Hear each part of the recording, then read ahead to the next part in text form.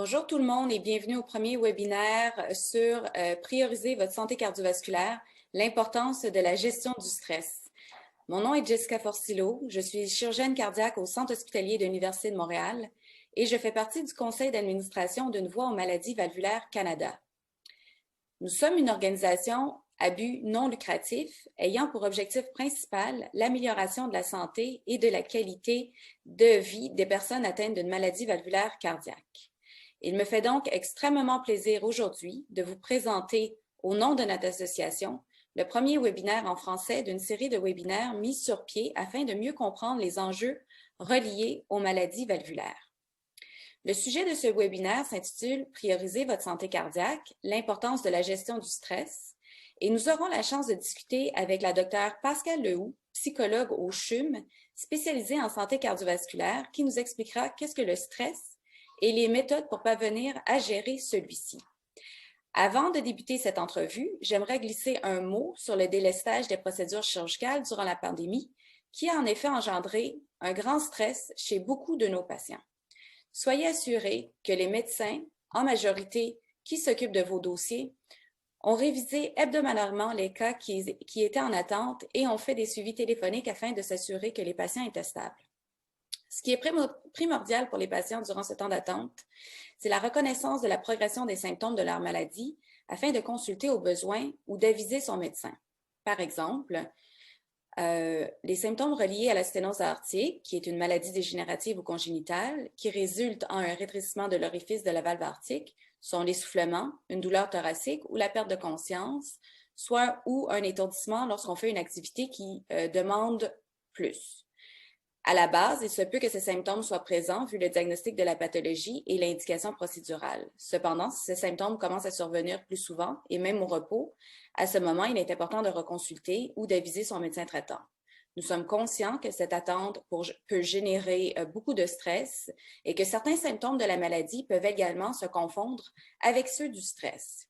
J'invite donc la Dr Pascale Lehoux à se joindre à nous pour discuter de ce sujet important. Donc, bonjour et bienvenue, Dr Lehoux. Bonjour, Dr Forcillo. Alors, il me fait vraiment plaisir d'être aujourd'hui avec vous pour vous parler de sujets, l'adaptation à la maladie cardiaque et la gestion du stress qui font vraiment partie de mon quotidien auprès des patients là, que je suis au Centre hospitalier de l'Université de Montréal. Alors, je remercie le comité organisateur là, de cette conférence de Une voix aux maladies valvulaires. Parfait, merci. Alors, nous allons rentrer dans le vif du sujet. Alors, ma première question pour vous, quelles sont les difficultés psychologiques les plus communes associées à un diagnostic de maladie valvulaire cardiaque? Alors, quand on reçoit, Dr Forcillo, un diagnostic de maladie valvulaire cardiaque, ça peut provoquer toute une onde de choc. Chaque personne va réagir selon sa propre personnalité, selon son histoire de vie, selon son vécu. Et la plupart des patients vont vivre des deuils, peuvent avoir de la difficulté à accepter la maladie, puis ils vont réussir en majeure partie à le faire, mais ça peut prendre un temps d'adaptation qui est nécessaire. Parce que les maladies valvulaires cardiaques peuvent entraîner beaucoup de symptômes envahissants, de l'inconfort physique. Les patients sont confrontés à des traitements complexes qui nécessitent des hospitalisations, des chirurgies, des ajustements de médication et qui a comme effet un réaménagement de la vie quotidienne et des relations, qui peut avoir aussi comme effet toute une panoplie d'impact au niveau psychologique. Donc, plusieurs de nos patients vont nous rapporter avoir de la peur par rapport à l'évolution de la maladie, les traitements. Certains peuvent développer de la dépression, de l'anxiété, des troubles du sommeil, de l'angoisse de la mort aussi. Puis, ce qui est tout à fait normal quand on est confronté à l'incertitude par rapport à l'avenir. Ce qu'il faut savoir, c'est que les changements induits par la maladie valvulaire cardiaque peuvent avoir plusieurs impacts au niveau de la façon dont la personne va les vivre et s'y ajuster. Donc, comme je le disais précédemment, il y a en général un deuil de la santé cardiaque, pas de la santé cardiaque, pardon, de la santé intacte. C'est bien important de comprendre la santé intacte parce que c'est tout à fait possible d'être en santé, même si on souffre d'une maladie valvulaire cardiaque. Ces maladies peuvent avoir un impact sur l'identité, sur l'estime de soi. Plusieurs patients peuvent se sentir comme ayant moins de valeur parce qu'ils sont atteints d'une maladie. Ça peut avoir un impact sur les relations avec les proches, des changements de rôle. Certaines personnes qui avaient beaucoup de tâches dans la famille peuvent, pour un certain temps, parce qu'elles sont plus fragiles médicalement parlant, peuvent avoir besoin d'aide. Donc, il y a une négociation qui prend place là, avec les membres de la famille. Il peut y avoir une diminution de la qualité de vie. Et puis, ces maladies peuvent aussi occasionner une réactivation des enjeux psychologiques du passé. Donc, si on a eu des expériences, par exemple, douloureuses ou souffrantes avec des figures parentales, mais le fait de se retrouver avec des médecins qui prennent soin de vous peut réactiver ces craintes-là. Donc, ça peut être tout à fait normal. Il peut y avoir aussi des comorbidités médicales et psychologiques qui sont difficiles à gérer, donc peuvent apparaître comme comorbidité d'autres problèmes de santé et aussi la dépression, des troubles anxieux, comme je l'ai dit précédemment, qui vont nécessiter une attention médicale et psychologique. Le fait aussi d'être confronté à des traitements exigeants peut aussi amener son lot de craintes, d'anxiété. Et évidemment, c'est exigeant de vivre avec la maladie sur le long cours. Plusieurs patients ont à vivre avec des maladies valvulaires cardiaques depuis l'enfance, d'autres vont les développer pendant l'âge adulte et vont vivre avec des menaces de détérioration de la maladie, puis des craintes par rapport à l'avenir et au traitement. C'est très intéressant. Pour quelles raisons est-il important de bien apprendre à gérer le stress? Parce que, comme on a vu, un diagnostic d'une nouvelle maladie peut engendrer le stress, comme vous avez discuté. Donc, comment fait-on pour apprendre à le gérer? Donc, c'est une très bonne question, Dr. Farcillo. Ce qu'on sait au Canada, c'est qu'environ actuellement un quart de la population perçoit un stress assez important, oui, extrêmement important pendant la plupart des journées. Puis ce qu'on sait aussi, c'est que depuis le début de la pandémie, en fait, depuis le début de la pandémie, pardon, ce niveau de stress a augmenté. Un sondage Ipsos qui date de la semaine dernière rapporte qu'un peu plus que la moitié des Canadiens vivent une augmentation du stress émotionnel et de leur niveau d'anxiété. Un peu moins que la moitié se disent plus affectés aussi par le deuxième confinement, puis un peu plus que la moitié vont se sentir seuls et isolés. Alors, le lien entre tous ces facteurs d'augmentation du stress sont l'incertitude par rapport à leur santé, les difficultés au niveau de l'emploi, des finances, puis un isolement social. Le stress, qu'il faut savoir, c'est que ce n'est pas nécessairement délétère pour la santé. En fait, un certain niveau de stress est nécessaire pour qu'on puisse mener à terme nos tâches de la vie quotidienne. Mais par contre, un niveau élevé de stress est prolongé et nuisible pour la santé cardiovasculaire, pour la santé mentale et pour la qualité de vie, comme on va le voir dans quelques minutes. Pouvez-vous nous dire spécifiquement qu'est-ce que le stress? Alors, le stress est une réaction physiologique et psychologique qui va résulter de l'instinct de survie de notre corps, qui doit affronter une situation qui est perçue à tort ou à raison comme une menace ou un danger. Donc, le père de la recherche au niveau du stress, Hans Selye, a parlé du syndrome général d'adaptation au stress qui comporte 3 phases. La phase d'alarme, où on est confronté à la menace et on doit se mobiliser pour survivre. Le stade de résistance, puis le stade d'épuisement. Si le stress perdure, notre système va s'épuiser à la longue. Et c'est là que ça devient dangereux pour la santé. Cannon, qui a énormément fait de travail au niveau du stress également, parlait aussi de la réponse de combat-fuite. Donc, quand on est confronté au stress, on a 2 choix, celui de l'affronter, donc de se défendre, comme nos ancêtres, les hommes préhistoriques qui étaient confrontés aux tigres à dents de sable, par exemple, il y avait soit le choix de combattre ou de fuir. Ce qu'il faut savoir aussi, c'est que le système de réponse au stress se nomme l'axe hypothalamo-pituito-surrénalien. Ce système-là va être très important, va être très sollicité lorsqu'on est confronté au stress.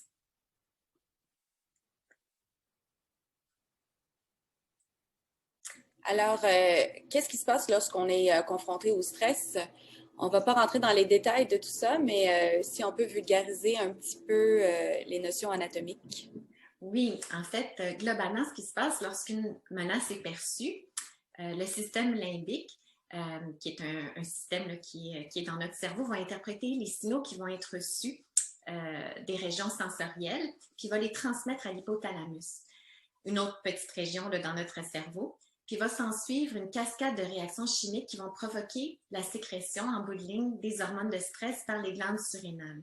2 hormones de stress importantes sont l'adrénaline et le cortisol. L'adrénaline et le cortisol, ce qu'elles vont faire, c'est qu'elles vont stimuler les organes pour qu'on puisse faire face à la menace qui nous confronte. Donc, ça va provoquer, entre autres, l'accélération du rythme cardiaque puis de la fréquence respiratoire, l'augmentation de la tension artérielle et de la production du glucose par le foie pour nous donner assez d'énergie pour affronter le stress. La circulation sanguine va aussi s'orienter vers les muscles et le cerveau pour qu'on puisse se défendre. Ce qui va arriver par la suite, c'est que quand la menace va disparaître, l'hippocampe va stopper l'activité de l'hypothalamus, mais par contre, un stress chronique va épuiser ce système d'autorégulation. Donc, quand on est confronté au stress à long terme, ce système-là s'épuise et c'est là que les sécrétions d'hormones de stress vont se chroniciser puis vont devenir très nocives pour la santé globale, cardiovasculaire et la santé mentale également.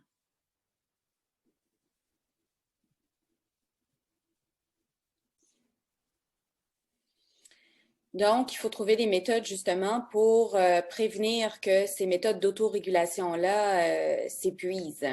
Alors, quelles épreuves ou défis peuvent être stressants? En fait, ce qu'on sait, ce que la recherche nous montre, c'est qu'il y a tant des changements positifs que négatifs peuvent provoquer la réaction de stress. Puis ce qu'on sait, c'est que la perception du changement a une grande importance. Donc, moins on perçoit le changement comme stressant, plus on va s'y adapter facilement. Il y a des différences individuelles qui sont bien importantes. Donc, d'une personne à l'autre, on voit des réactions très différentes. La grande spécialiste du stress à Montréal, Sonia Lupien, a développé un acronyme que je trouve intéressant qui nous permet d'évaluer si un événement est stressant ou non. Donc, l'acronyme s'intitule le CIMI. C pour contrôle ou perte de contrôle, I pour imprévisible, N pour nouveau, puis E pour ego ou menace à l'ego. Donc, plus un événement est stressant, plus il va comporter ces 4 éléments de l'acronyme. Donc, si on prend par exemple l'exemple de la pandémie actuelle, bien, ces 4 facteurs-là sont très présents puis à des niveaux très élevés, d'où le fait que c'est excessivement stressant pour la plupart des gens. Quels sont les impacts du stress maintenant sur le système cardiovasculaire? En fait, les chercheurs au niveau des maladies cardiovasculaires ont identifié 2 grandes voies par lesquelles le stress peut avoir des impacts nocifs sur la santé cardiovasculaire. Donc, la première voie, c'est la voie pathophysiologique. Alors, ce qui se passe, c'est qu'un stress chronique, comme je l'ai dit précédemment, va activer de façon persistante l'axe hypothalamo-pituito-surrénalien. Il va y avoir une dérégulation du système nerveux sympathique qui va provoquer un effet systémique étendu. Donc, les hormones du stress vont être sécrétées de façon chronique, et c'est là que ça devient délétère pour la santé cardiovasculaire. Et ça va provoquer, entre autres, de l'inflammation, la résistance à l'insuline, le développement du diabète, qui sont des facteurs de risque pour les maladies cardiovasculaires. On va aussi voir l'augmentation du cholestérol et aussi une fréquence cardiaque et une tension artérielle plus réactive en réponse au stress. La deuxième voie, c'est la voie comportementale. Donc, c'est une contribution qu'on nomme indirecte par le biais de facteurs de risque qui vont prédisposer aux maladies cardiovasculaires. Donc, les gens qui sont stressés, puis ça ne vous surprendra pas, vont avoir plus de difficultés à bien s'alimenter, donc vont s'alimenter moins bien, vont être plus sédentaires, ils vont avoir tendance malheureusement à fumer davantage, consommer plus d'alcool et de drogue, d'avoir une pauvre hygiène de sommeil, donc moins bon repos. Et ils vont avoir de la difficulté aussi à bien prendre leur médication selon les recommandations médicales. Donc, tous ces facteurs-là, malheureusement, contribuent au fait de développer des mauvaises habitudes de vie qui augmentent le risque d'apparition des maladies cardiovasculaires. Une autre voie qui a été identifiée aussi, c'est que le stress peut mettre les gens qui l'éprouvent de façon chronique à risque de développer des problèmes de dépression. Et on sait que la dépression est également un facteur de risque pour le développement des maladies cardiovasculaires. Est-ce que les femmes sont plus vulnérables que les hommes face au stress? En fait, Dr. Forcillo, c'est une très, très bonne question, mais la littérature est assez complexe à cet égard. Selon plusieurs études, les femmes et les hommes ne réagiraient pas de la même façon face aux événements difficiles de la vie. Ce que la littérature tend à nous montrer, c'est que les femmes ont plus de diagnostics de troubles psychiatriques liés au stress que les hommes, donc plus d'anxiété, plus de stress post-traumatique, par exemple. Quelques études rapportent aussi que les femmes qui font l'expérience de stress et de détresse chronique sont plus à risque de développer des maladies cardiovasculaires comparativement aux hommes qui font l'expérience de stress semblable. Puis une revue de littérature récente a aussi mis en évidence que le stress est associé à une santé cardiovasculaire compromise chez les hommes autant que chez les femmes, mais par le biais de facteurs de risque différents. Plusieurs hypothèses ont été avancées, donc je vous en nomme juste quelques-unes. Donc, il y aurait un lien entre les rôles multiples et le stress. Donc, les femmes seraient plus confrontées, comparativement aux hommes, à des rôles multiples au niveau de leur famille, au niveau de leur responsabilité professionnelle aussi, ce qui les amènerait à développer davantage de maladies cardiovasculaires face au stress comparativement aux hommes. Il y aurait aussi un lien entre le revenu, le niveau de vie et la santé. On sait que de façon générale, le fait d'avoir un niveau socio-économique plus bas va prédisposer au développement des maladies cardiovasculaires chez les hommes autant que chez les femmes. Mais ce qu'on sait aussi, c'est que le statut socio-économique des femmes, en général dans la société, est malheureusement inférieur à celui des hommes. Donc, ce qu'on pense, c'est que les femmes qui ont un niveau socio-économique inférieur et un plus faible revenu de scolarité vont avoir un taux de maladie du cœur supérieur à celui des femmes qui ont une scolarité et des revenus supérieurs. Donc, ce facteur de risque-là les mènerait à développer, lorsque confrontés au stress, à développer plus de maladies cardiovasculaires comparativement aux hommes. De plus, les femmes auraient une plus grande vulnérabilité au stress pendant certaines phases de leur cycle de vie en raison des variations hormonales qui sont provoquées par la ménarche, les grossesses et la ménopause.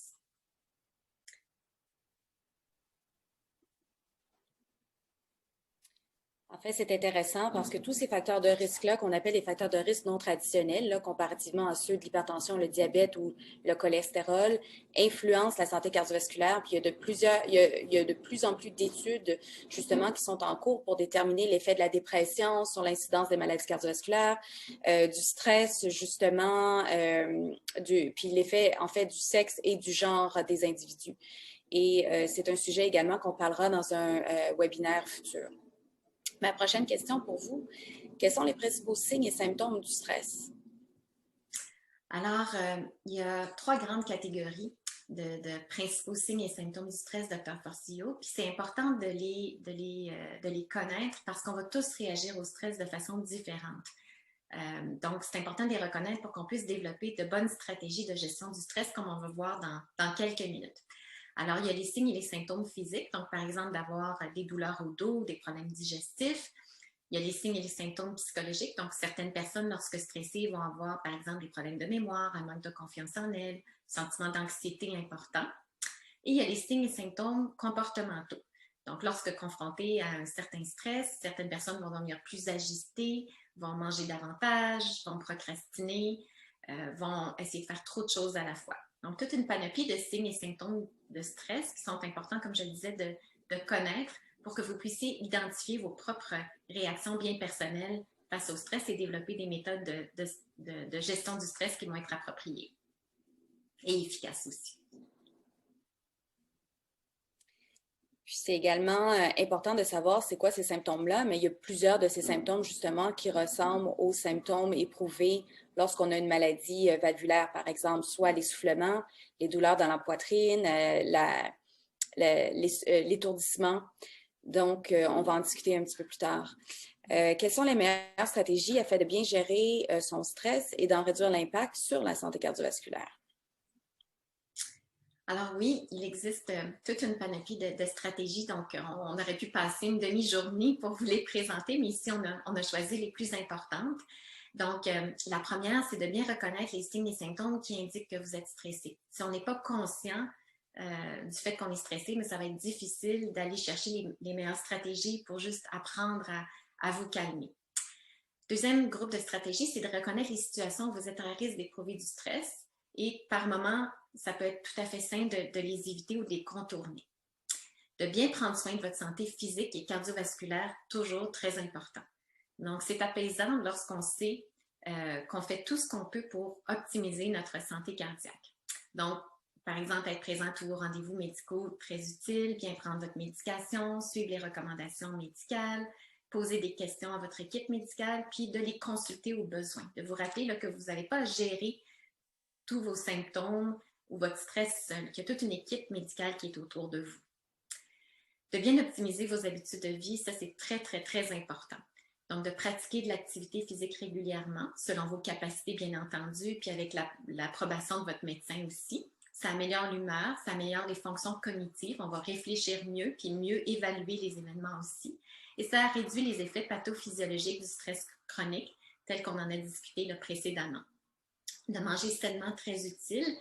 Et ce que je pourrais mentionner ici, là, qui est vraiment important, c'est de limiter les stimulants. Donc, ce qu'on entend par stimulant, c'est le thé, le café, le chocolat, les boissons gazeuses brunes, les boissons énergisantes qui vont avoir tendance à augmenter le niveau d'anxiété, puis qui peuvent aussi porter atteinte à la qualité de votre sommeil. Et lorsqu'on dort moins bien, on a tendance également à être stressé davantage.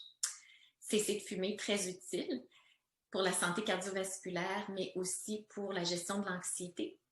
Lorsqu'on fume, ce que ça provoque, c'est une augmentation de l'anxiété et de protéger votre repos et votre sommeil, très important. De pratiquer des exercices qui vous permettront d'apaiser directement votre système nerveux sympathique, donc qui va être responsable de votre réponse au stress. On pense ici à tous les exercices de respiration abdominale, de relaxation, de méditation. La pleine conscience en est un exemple. La cohérence cardiaque, le yoga et le tai chi sont toutes très utiles pour calmer la réponse au stress. De rester en contact avec vos proches et de prendre soin de vos relations. C'est une très bonne antidote au stress. De cultiver l'optimisme, la gratitude et le bonheur, faire des actes de gentillesse aussi. Donc, il y a une importante méta-analyse qui vient de sortir en 2019 qui a vraiment mis en évidence un lien entre le fait d'être optimiste et la réduction des événements cardiovasculaires et de la mortalité en général. Donc, c'est très bien de cultiver l'optimisme. D'éviter certaines situations stressantes, donc apprendre à mettre des limites et à dire non. D'éviter de surcharger votre horaire, de vous fixer des objectifs qui vont être réalistes aussi, puis avoir de la compassion pour vous-même lorsque vous ne les atteignez pas. Donc, d'éviter de vous juger, puis de vous préparer du mieux possible aux événements stressants que vous n'avez pas le choix d'affronter. Donc, par exemple, d'aller à l'urgence en temps de pandémie. C'est très important, même si ça peut vous occasionner du stress. De consulter en psychothérapie au besoin si votre niveau de stress vous préoccupe ou vous cause de la détresse. Donc, c'est vraiment pas un signe de faiblesse de consulter, pardon. C'est un signe de courage et de force. Donc, on vous incite à le faire. Puis maintenant, on parle de la pandémie depuis le début, puis j'imagine, est-ce normal d'être stressé en raison de la pandémie? Alors, oui, Dr. Forcillo, c'est tout à fait normal. Si on regarde ce petit graphique là, qui nous montre où nous en sommes après un an là, de pandémie. On va fêter le premier anniversaire de la pandémie le 13 mars prochain. Donc, on est vraiment dans la phase ici là, de résistance, où on lutte très, très fort là, pour s'adapter à ce stress important. On a vécu 2 vagues de pandémie, on a vécu plus qu'un confinement, de l'isolement social, des craintes. Donc c'est tout à fait normal d'éprouver un niveau de stress élevé, puis de se sentir aussi fatigué. D'où l'importance de vraiment faire attention de ne pas tomber dans cette phase d'épuisement. Alors, on va vous présenter là, dans quelques minutes là, des stratégies qui vont pouvoir vous aider à gérer ce stress qui est en lien avec la pandémie.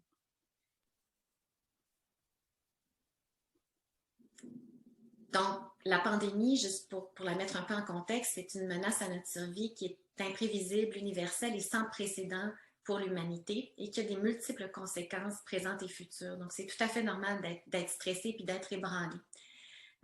Effectivement, il y a un caractère ouvert et sans fin de cette pandémie, même si on sait qu'on va s'en sortir, c'est difficile de dire à quel moment exactement. Il y a un maintien exigeant des directives de la santé publique, donc c'est tout à fait important de les suivre, le lavage des mains, l'isolement social, le port des masques. Donc, j'ai dit l'isolement social, mais je voulais dire la distanciation sociale parce que c'est important de rester en lien malgré tout. Il y a un délestage ou un report des chirurgies, comme Dr. Forcillo vous le mentionnez au début de la présentation, ce qui provoque un stress, de l'anxiété, de la peur pour les patients et leurs familles, ce qui est tout à fait compréhensible. C'est difficile de continuer à travailler aussi lorsqu'on est confronté à la peur. Donc, on pense au personnel médical, on pense au personnel qui travaille dans le milieu de l'éducation, les gens qui travaillent dans les magasins. Donc, il y a plusieurs corps de métier qui sont affectés. Il y a l'impact du confinement sur la santé psychologique. Boris Cyrulnik, qui est un neuropsychiatre français que j'aime beaucoup, qui a beaucoup travaillé sur la résilience, parle du confinement comme étant une immense agression psychique, parce que les contacts sociaux sont en quelque sorte nos tranquillisants naturels. C'est ce qui nous aide à nous apaiser. Et en général, il y a aussi une fragilisation globale de la santé mentale des gens à travers la planète. Donc, les gens sont plus anxieux, il y a plus de dépression aussi, plus de détresse en cause de cette pandémie qui perdure. Il y a plusieurs craintes aussi qui sont tout à fait normales, qui peuvent apparaître. Est-ce que je vais être contaminée par la COVID-19? Est-ce que je vais contaminer mes proches, par exemple? Est-ce que c'est sécuritaire d'aller à l'hôpital si j'ai un malaise cardiaque? Mes médecins vont-ils pouvoir me soigner? Que va-t-il m'arriver si j'ai besoin d'une chirurgie d'urgence? Est-ce que ma chirurgie va être reportée? Est-ce que je vais faire un aussi bon travail en télétravail qu'en présentiel? Mes enfants sont-ils en sécurité à l'école? Quand vais-je avoir le vaccin? Va-t-on s'en sortir un jour? Comment? Donc, toute une panoplie de questions qui sont tout à fait humaines, normales, mais qui peuvent aussi provoquer une augmentation de l'anxiété, du stress dans ces temps difficiles. Alors, pour contrer tout ça, comment prendre soin de soi dans ce contexte? Alors, il y a plusieurs stratégies qui peuvent être tout à fait utiles. Donc, ce qu'on vous recommande, c'est d'adopter les stratégies de gestion du stress qu'on vous a présentées là, il y a quelques minutes. La constance, elle est très importante. D'avoir une routine que vous pouvez avoir à chaque jour à cet égard, là, ça peut être très, très, très utile et bénéfique. De bien suivre les consignes de la santé publique, toujours. C'est rassurant et nécessaire afin de vous protéger. Puis de bien suivre les consignes de vos médecins traitants en cardiologie aussi. Très important. De vous présenter à l'urgence si vous avez des malaises cardiaques, même si vous avez peur d'attraper la COVID-19. Toutes les minutes comptent pour protéger votre cœur. Je suis sûre que Dr Forciello est en accord avec cette recommandation-là. De limiter l'exposition aux médias. Donc, c'est correct d'écouter les nouvelles pour vous tenir informé, mais de trop les écouter en boucle, ce que ça fait, c'est que ça augmente l'anxiété. Puis il y a l'anxiété aussi, des journalistes aussi à la télé qu'on va absorber. Donc, c'est important vraiment de faire, de limiter là, votre exposition à cet égard. D'accepter aussi ce que vous ne pouvez pas contrôler. On ne contrôle pas l'évolution de la pandémie comme telle, mais on peut faire nos efforts pour se protéger, protéger nos proches, se centrer sur votre santé pour la protéger, d'augmenter votre qualité de vie dans ces temps difficiles et vos contacts sociaux. Très important aussi. Donc, c'est toutes des petites choses que vous pouvez apprendre à contrôler. De garder une routine stable aussi. C'est sécurisant. De faire attention à la transition entre le travail et vos vies personnelles. Ces frontières-là sont plus difficiles en temps de pandémie, où il y a beaucoup de travail à la maison, de télétravail, donc de prendre des pauses, d'éviter de vous surcharger au travail aussi, de faire des transitions en fin de journée pour qu'il y ait une limite claire entre le travail et le retour à la maison. Donc, ça peut être d'aller prendre une marche, de faire une activité agréable, un loisir, et d'accepter d'être moins efficace par moment. Donc, tout va prendre plus de temps et c'est normal. De rester en contact avec votre famille et vos amis. Donc, très important, c'est vos tranquillisants naturels, comme le disait Boris Cyrulnik. Donc, par exemple, d'utiliser des contacts téléphoniques ou virtuels réguliers, de partager avec vos collègues de travail. Certains utilisent les chats, par exemple. De vous abonner à des cours en ligne, des groupes de discussion sur le web. De vous exposer aussi à la nature. Alors, les Japonais ont développé le Shinrin-yoku, qui sont des marches qui sont très bonnes pour la santé, très bienfaisantes en nature, qui auraient aussi des impacts sur l'humeur et sur le système immunitaire. Donc, très important pour la santé mentale et la santé cardiovasculaire. Puis, on peut tous le faire. On a de très, très belles forêts, de très beaux parcs au Canada. Donc, c'est important d'en profiter. De donner un sens aussi à l'expérience de la pandémie.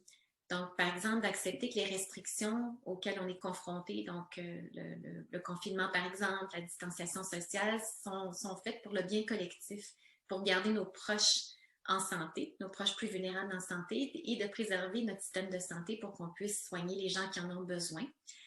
Et aussi, ça nous permet peut-être aussi de reprendre contact avec nos valeurs personnelles, de prendre du recul.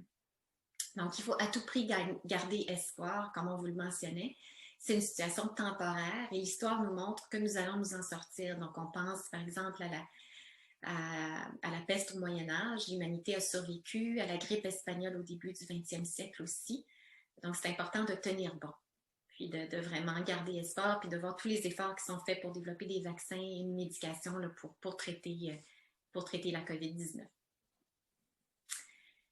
Ce qui est important aussi, comme dernière stratégie avec laquelle on veut vous laisser, c'est de voir plus grand et de voir plus loin. Donc, pour illustrer un petit peu cette stratégie, j'ai pensé à vous partager la photo de Persévérance qui a atterri sur Mars le 18 février dernier. Donc, on la voit ici en haut, là, avec ici, puis il y a son parachute qui est pas loin. Donc, une image un peu plus rapprochée là, de Persévérance. Donc, de voir plus grand et de voir plus loin, ça nous permet de mettre les choses en perspective, de prendre du recul, très important. Oui, cette dernière année a été difficile, les prochains mois le seront aussi, mais de le voir en termes de plusieurs années, de prendre du recul, de voir ce que la pandémie peut nous permettre de développer, de comprendre sur l'humanité, sur nos forces, sur notre résilience, ça peut être tout à fait utile. Et on peut faire le parallèle aussi avec votre santé cardiaque, votre maladie valvulaire. C'est difficile d'avoir une perspective plus générale lorsqu'on est confronté à des symptômes envahissants, de l'essoufflement, de la fatigue, de la douleur aussi.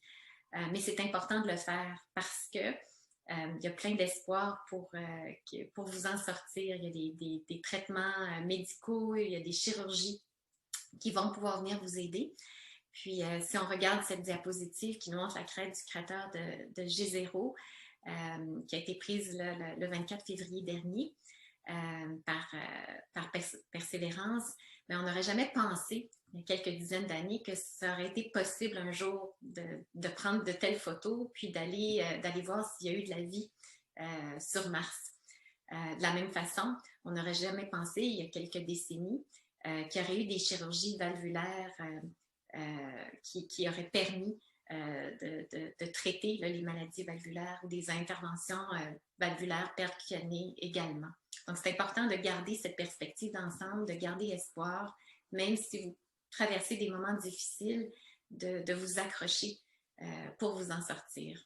Parce que vos équipes médicales sont là et travaillent très fort pour vous aider. C'est extrêmement important ce que Pascal Lehoux a dit. On est là pour vous.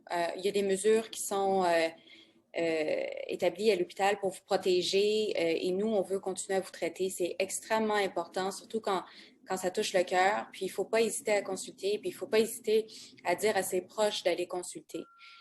Puis également, il y a plusieurs thérapies au niveau valvulaire là, il y a eu beaucoup d'innovations dans les dernières années. Puis il y a plusieurs façons et options maintenant qu'on peut traiter la maladie valvulaire, mais il faut la traiter à temps. Donc, n'hésitez pas de contacter, de consulter et de nous appeler, même dans cette période qui est assez difficile et stressante. Alors, Dr. Lehoux, pour terminer, pour consulter, là, en fait, moi, je recommande que, justement, là, quand on reconnaît ces signes et symptômes ou qu'on n'est pas capable de fonctionner, bien, il faut consulter un psychologue de la santé. Donc, pouvez-vous nous donner rapidement quelques exemples comment celui ou celle-ci peut intervenir?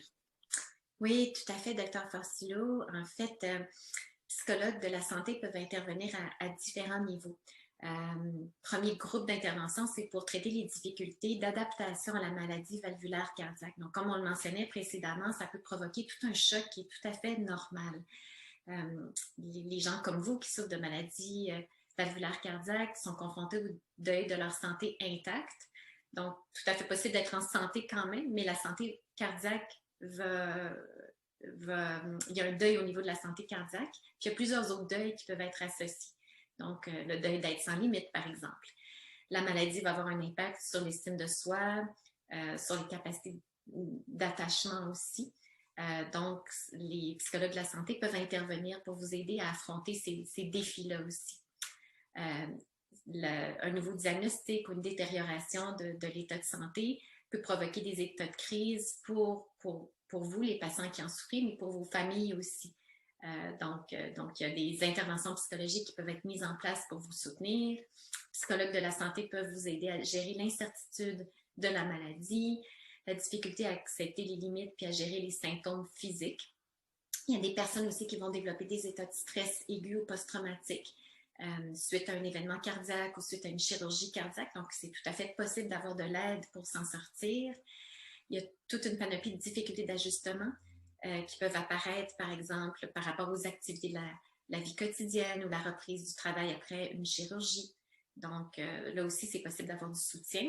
Puis la maladie peut provoquer, comme je le mentionnais précédemment, des changements de rôle, des interactions plus difficiles avec l'entourage.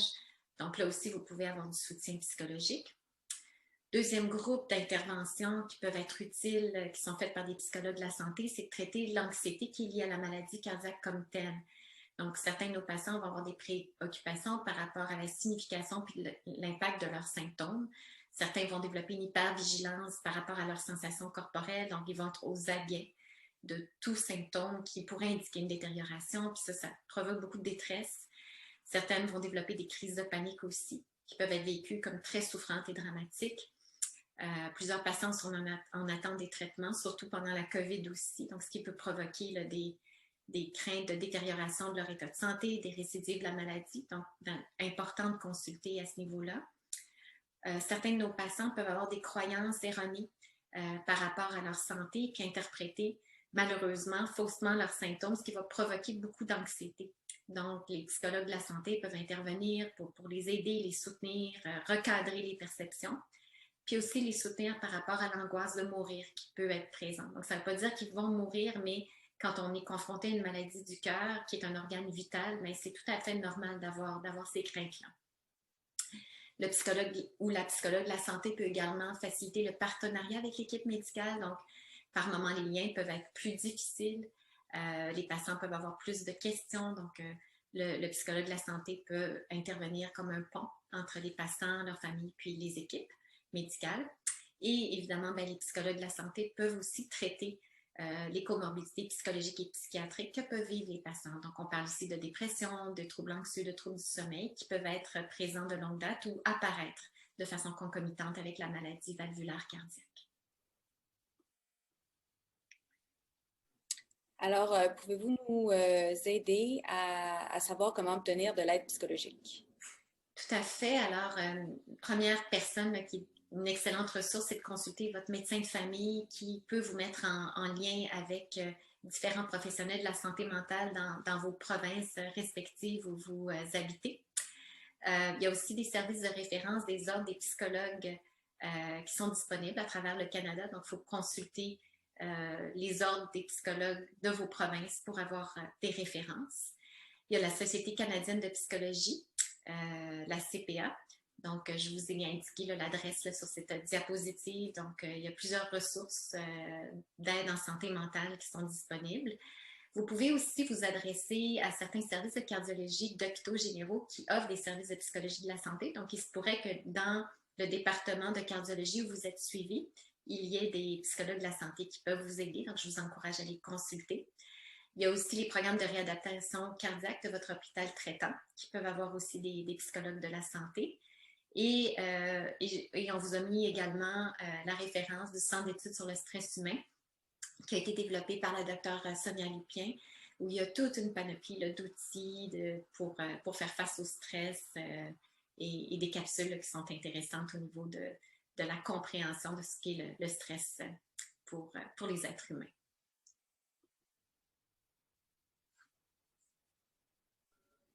Alors, je pense que c'est important de garder espoir. Alors, oui, tout à fait. Alors, on veut vous laisser vraiment aujourd'hui avec une note d'espoir que vos équipes médicales sont vraiment là pour vous aider, sont vos filets de sécurité. Donc, il ne faut surtout pas hésiter à la consulter, même si vous avez la crainte d'attraper la COVID-19. Comme on le disait précédemment, toutes les minutes vont compter pour votre cœur. Il y a plusieurs traitements médicaux et chirurgicaux qui sont efficaces et disponibles. Ils vont être disponibles à nouveau aussi. Comme le disait la docteure Forcillo, tous vos chirurgiens travaillent très fort en ce moment pour vous permettre d'avoir accès aux chirurgies nécessaires le plus rapidement possible. On vous encourage aussi à chercher de l'aide psychologique. Donc, c'est un impact favorable sur l'adaptation à votre maladie cardiaque valvulaire, mais aussi au niveau de la gestion du stress. Donc, c'est vraiment pas un signe de faiblesse de consulter, on ne pourra jamais assez le dire, c'est vraiment un signe de force et de courage. Et c'est aussi important d'avoir en tête que vous portez chacun aussi de la résilience, que vous avez des forces qui sont en vous, qui vont vous permettre d'affronter vos maladies valvulaires cardiaques. Donc, il se peut que vous traversiez des moments difficiles, ce qui est tout à fait normal. C'est important d'aller chercher de l'aide, de vous appuyer sur vos équipes médicales, d'aller chercher de l'aide psychologique aussi, mais aussi de garder en tête que vous avez vos forces aussi qui vont pouvoir vous aider à affronter les défis au niveau de votre santé auxquels vous êtes confrontés. N'hésitez pas à consulter s'il y a quoi que ce soit. Nous remercions également nos commanditaires, sans quoi ce travail serait impossible. Boston Scientifique, Edwards. Alors, merci et à la prochaine. Merci beaucoup, Dr. Forcillo. Ça m'a fait plaisir d'être avec vous aujourd'hui. Merci énormément.